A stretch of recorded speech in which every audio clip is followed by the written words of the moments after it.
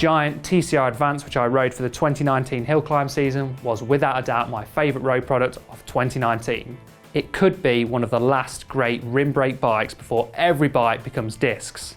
That means it was nice and light, I think around 6.5 kilos stock without pedals, and that's with a Shimano power meter. And it also has Giant's famous integrated seat mast. Whether you like that or not, I'm not too sure. It looks pretty cool though. Riding the TCR Advance was also the first time I got to ride electronic gears with Shimano's Dura Ace Di2. I was a bit sure about electronic gears, I've been doggedly sticking to cables, but riding the Di2, it was a game changer. It is so good, so hassle-free, no adjustment. I don't think I'll be changing anytime soon if I get the choice. I wish I could have kept hold of the bike, but unfortunately it has gone back home to Giant. This year I've been doing a lot of long distance road riding on my Lauf Anywhere, and I have to say the best product on that bike is the Super Dura Dynamo disc wheel set from Hunt. Why do I love the Dynamo wheel so much? Well, the main one being the fact that I no longer have to worry about batteries ever again. Number two, it's actually lighter than a traditional light setup where you'd have a battery, particularly if you're doing a long night ride, for example. And number three, the rim that the wheel set uses is not only tubeless compatible, but it's nice and wide, so I can just use my road and my gravel tyres without changing the wheel set. The highlight for me this year has been the Garmin Vivo Active 4 watch. It's not a super techie sports watch like the Fenix series, but this is a bit more accessible, perhaps to those of you who aren't such tech heads like me. I'm not someone who uses GPSs, who really Stravaed very much in the past. However, the past few months I've been getting into trying to get a bit fitter, I've been watching my diet a little bit more, doing a few more sort of high intensity rides, and the ability to track that has really helped. The watch is fairly simple to use, it shows all the bits of data that I kind of need, and it's just a really comfortable little watch to use day to day.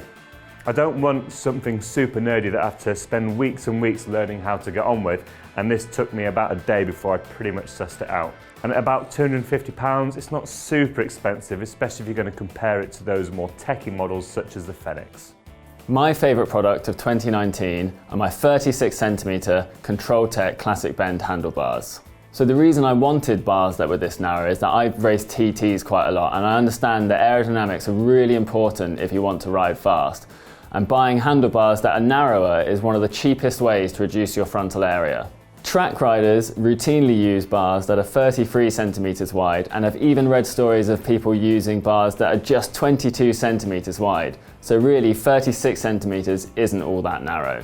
The drop shape isn't quite as nice as the pair of 3T Rotundo that I had before, but those only come in a minimum of 40 centimetres wide, so they had to go unfortunately. I'm an endurance rider and I like a bike that's comfortable, and the fact that Liv have now added 32mm tyres to the Avail Advanced is brilliant because they really up the ante.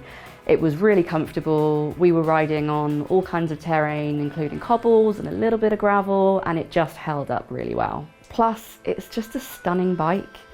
The graphite grey, metallic, sparkly paint job, it's right up my street.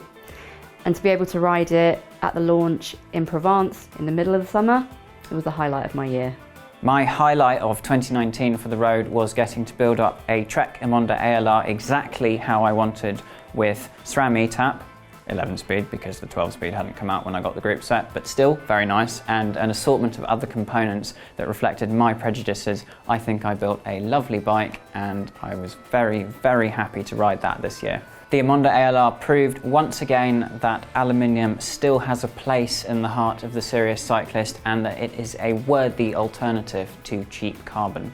If you want to see my full review, there's a link in the video description. My number one road product of 2019 was something kind of unexpectedly normal.